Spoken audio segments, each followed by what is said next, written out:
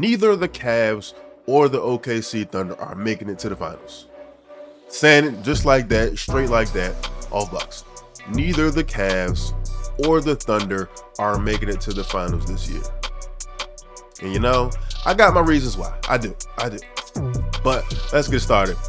Welcome back to Thinking Out Loud About Basketball. And you know, we're here today. Today I'm here. I'm just going to give my little rant. I might come off as a hater today, but it is what it is. I just have strong feelings about what I've been saying from the Cavs and the Thunder lately. And there's really nothing really specific about how I feel about it. I just feel about going off of history and seeing teams like this. I just feel like neither one of these teams have it to be able to make it to the finals this year, let alone win the championship this year. Both of these teams are having heck of a seasons right now. I think the Thunder are right now at 54-12, I believe, and then the Cavs are 55-10 on another 15-game win streak. They going crazy right now in this regular season. But I just think that is not enough for neither of these teams when it's going to get to that playoff time. It's going to get real tight, real crunchy. Like when that playoff time hit, they are going to have to perform, both of these teams, just exactly the way they've been performing, and even more so in the playoffs. And I just do not trust either the Cavs or the Thunder to be able to pull out this same type of play they've been going on through this entire regular season. I don't trust them. I hit the Cavs first. Since the Cavs are currently on their 15-game win streak, they going crazy once again. I don't even know if this has been like done before, like a team going through another big win streak like this in the same season. But for the Cavs, it's just they are too heavily dependent on, they're not even heavily dependent. I feel like in the playoffs, they're going to have to be too heavily dependent on two stars that are both too small in the playoffs. Donovan Mitchell is like 6'3", and then you got Garland, who's like 6'2", something like that.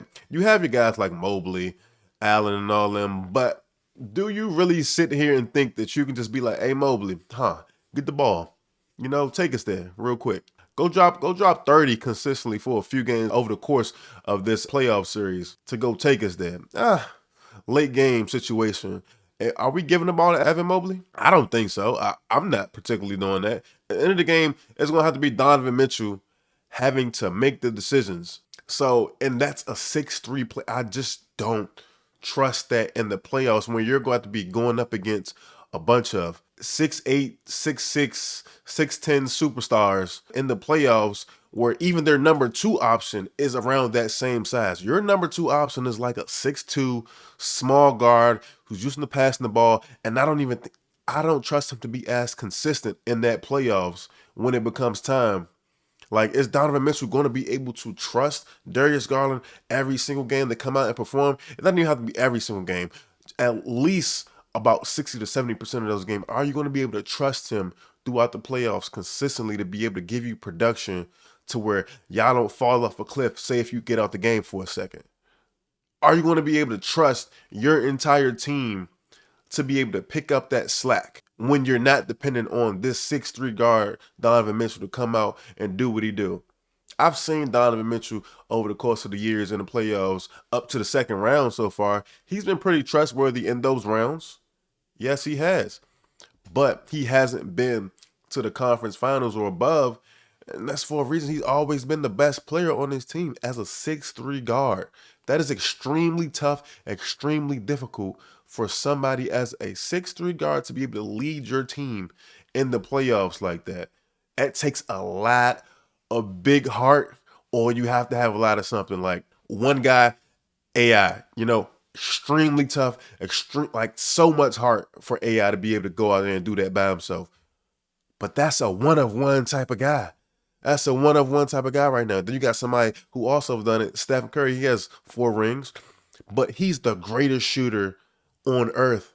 He's the greatest shooter ever in basketball. That's what it takes for somebody that small to be able to take their team to the finals. And he was surrounded by other all-world shooters and Klay Thompson for all those championships. And they had a great system. And then the other championships, he had KD with him. So it's just like, that's the type of stuff it takes for a 6'3" guard to be able to lead a team to a championship. Either you have to have a one of one type of heart, or you got to be one of the greatest ever in a particular category. Donovan Mitchell isn't either. Like, he may have that heart. He could prove that in the playoffs. It's not up to me to say if he has it or he doesn't. But he has to prove that. But that's the type of odds that you're up against as a 6'3" guard, being the best player on your team, having to lead your team in the playoffs. That's a tough, tall task. So you're going to have to be heavily dependent on your role players to be able to step up and be there for you throughout the course of a game. Evan Mobley's going to have to be big. Jared Allen, you picked up DeAndre Hunter at the trade deadline. They're going to have to heavily be by your side in this playoffs to be able to, for you to lift up and go push forward to the Eastern Conference Finals and to the NBA Finals. That's a tall task to ask. And say if they are even there, if your Cavs team is there with you, now when it gets to that conference finals and it gets to that finals, teams are going to be really locked in and keyed in on you. So they're going to have to be heavily dependent on you now as a 6'3" guard. That is tough. That is extremely tough. They're going to be heavily dependent on you now if they do show up. That's going to be tough on you when the people on the other end is going to be guys like Jason Tatum, a Giannis or something like that, or a team that might have Cat or something like that. When their stars are big superstars that can easily get to their shot over you.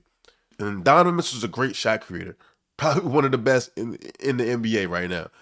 But that's still tough as a 6'3" guard at the end of the day. So I feel like with the Cavs, they're going to be too heavily dependent on their role players in the beginning, and then in the end, going to be heavily dependent on a small 6'3" guard to take him there. I just feel like that is something that they're going to have to overcome. That is a big, tall task for them to be able to sit there, go through these playoffs, especially going up against a team like the Bucks, like the Celtics, to be able to go through and do that consistently over a course of a 7-game series and knock a team out. With that being your formula. You're great in the regular season. Y'all great team chemistry, all that right now, but I just don't know if that's going to be able to carry you over to that playoffs. And it's going to be the same thing on that other side with the OKC Thunder. I feel like it's not as bad with the OKC Thunder. I would say if I had to give chances, odds, if one of these two teams did make the finals, I believe it would be the OKC Thunder, if anything. That's my take on it. I feel like if any of these two teams could make the finals this year, it would be the Thunder. And that's because I really like their team. Their team is fully rounded out to me. The Cavs are fully rounded out to me too, but their stars aren't so small, just how the Cavs are. Your superstar is 6'6". Your 2 option in Jalen Williams is 6'8". And then one of your other third best player, Chet, he's even though he's still coming back from injury, trying to get things going on, but he's 7 feet plus. They're not heavily dependent on small stars to be able to take them there. They have the size and they have the role players and everything with them. The Dorts, the Carusos, all that. They have some guys that have even been there before. Hartenstein, Caruso, they have a championship pedigree guy in Caruso already. He's won a championship already. He knows what it takes. They have the veteran presence to be able to teach them and push them on. And then also Shai's been in this league for a while. Same thing with Donovan Mitchell, but Shai's been in this league for a while. So I feel like he has even though he's only been to a second round, I feel like he has what it takes to be able to take this type of team, because I feel like they're just a little bit better rounded out than the Cavs to be able to take them to the finals. And he's been having MVP seasons for the last 2 seasons. So if anybody could take him there, it would be them. But I still feel like it is going to be a tough, tall task for them because they are just not ready. They haven't seen it yet. The farthest they've been is to a second round, and they got bounced out last year. I love Shai, and people have been talking about Shai in the MVP race for the last few seasons. But he hasn't been anywhere in the playoffs yet. He's only been to a second round last year, and he got bounced out. I don't know if he's going to be able to make the decisions and make the stuff when teams are really locked in and really keyed in on you. Really keyed in on you. You might be able to still get your numbers, drop 30, but now when you drop 30, are you going to make the right enough reads for your role players to still be involved? You're going to have to be heavily dependent on Jalen Williams. He's going to have to be consistent. A consistent 2 player. Is Jalen Williams really ready when it comes down to a conference finals, when it comes down to a finals, to be able to produce and perform for the most part throughout a 7-game series, when you're going up against these guys that are experienced. If you run into a Lakers team, if you run into a Nuggets team, if you run into a Warriors team, all these teams have been there before. The OKC Thunder haven't. They haven't seen what it takes when people really key in on a player and they take away different things from different teams. OKC Thunder is going to be hit with something different. They have not seen this real locked in and keenness that it's going to take for them to be able to push through in the playoffs. And I don't know if I'm ready to trust the OKC Thunder. Chet, this is his 3rd season or so. I don't think he's ready. Jalen Williams, he's a young upcoming superstar and he's going to be a great 2 option for them going forward. But I don't know if he's ready yet to support Shai right now. Shai's in his prime right now. He's in the mix. I believe Shai is ready. I believe Shai is ready to take that step. But is everybody else ready to take that step with him? I'm not entirely sure about that. I don't think so. I feel like they're going to come to a series where a team is just going to simply outsmart them. They're not going to be better than them.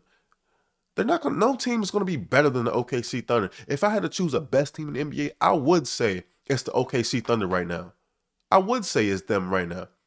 But I don't think that's going to be able to push them forward. I think a team is going to come in and they're going to simply outsmart them. A team like the Warriors, a team like the Lakers, a team like the Nuggets, they all have people that have extremely high IQs and are going to be able to just exploit whatever thing that you lack right now.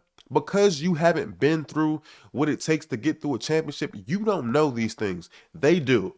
And they're going to be able to exploit that in the playoffs. So I feel like it's just going to be a tall task for these teams to be able to push through and to be able to do these things. The Cavs, they're just too heavily reliant on a small star to be able to take them there. With the Thunder, it's just they are too young. They're role players and stuff they haven't been there for. I feel like they're more ready than the Cavaliers, but they just haven't seen that yet.